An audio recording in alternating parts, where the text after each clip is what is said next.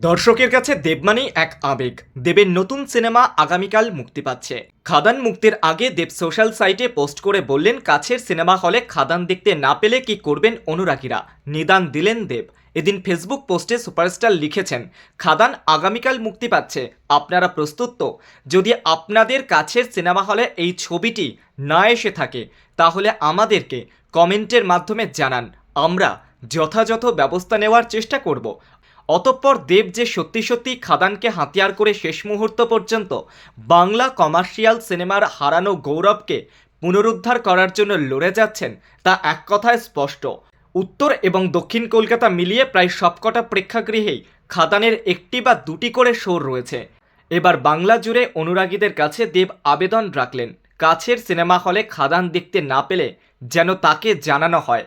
বাংলা ছবির সুপারস্টারদের তালিকায় বহুদিন আগেই নিজের জায়গা পাকা করে ফেলেছেন দেব। ছকভাঙা চরিত্রে অভিনয় করেও একজন দক্ষ অভিনেতা হিসেবে নিজেকে প্রমাণ করেছেন তিনি।